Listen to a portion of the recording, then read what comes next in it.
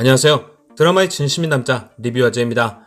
드디어 꼴도 보기 싫던 박양진의 유데이터 에피소드가 끝이 났죠. 김도기와 안고은은 박양진을 나무에 묶어놓은 뒤 박양진의 처리를 위해 장성철과 통화를 하는데요. 장성철은 이미 검찰까지 개입되어 있는 사건이니 마무리는 검찰에 맡기자고 합니다. 하지만 김도기의 표정은 뜨뜻미지근하죠. 이유는 간단합니다. 그는 검찰을, 법을 믿지 않으니까요. 애초에 김도기가 모범택시팀에 합류한 이유는 법으로 혼내주지 못하는 자들을 우리 식대로 벌하자는 장성철의 말에 동의한 거죠. 그런데 마무리는 검찰에 맡기자니 떨떠름할 만하죠. 더군다나 이번 일은 안고은과 깊게 관계되어 있는데 말이죠.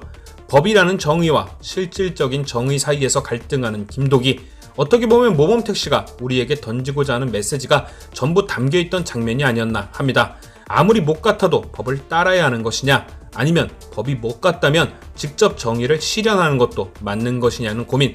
김도기는 강하나에게 이런 얘기를 했었죠. 애초에 당신들이 잘했다면 내가 이런 얘기를 할 필요가 없지. 이미 한번 검찰에 출두하고도 박양진은 아무런 타격이 없었고 김도기는 또 박양진을 검찰에 넘겨봐야 똑같을 걸 알고 있었겠죠. 그래서 김도기는 박양진의 운명을 박양진 스스로에게 맡깁니다. 일부러 그를 묶어놓은 끈을 느슨하게 묶는 것으로 말이죠. 과연 박양진은 모든 것이 끝난 지금 체념하고 법의 심판을 받을 것인지, 아니면 끝까지 자신이 쌓아놓은 광산을 지키려고 뛰어들 것인지. 결국 박양진은 후자였고 자신이 쌓은 악행과 함께 정의의 심판을 받았죠. 그렇게 유데이터 사건은 끝이 났으나 뜬금없이 강하나는 브리핑에서 박양진이 도주 중이라는 얘기를 합니다. 그럼 박양진은 그 폭발 속에서 살아남은 걸까요?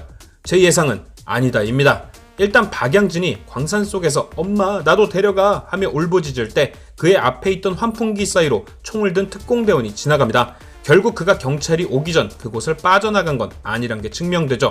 그가 폭발 직전까지 그 안에 있던 것은 분명합니다. 그러니 아마 땅굴이 존재하지 않는 한 그는 100% 폭발과 함께 운명했으리라 생각되는데요.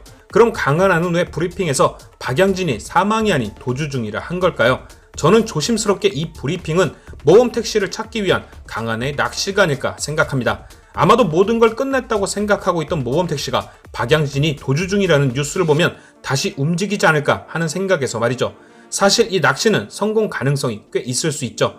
결론적으로 김도기도 모범택시팀도 박양진의 마지막을 보진 못했으니까요. 과연 김도기를 쫓는 강하나의 낚시는 월척을 낚을 수 있을지.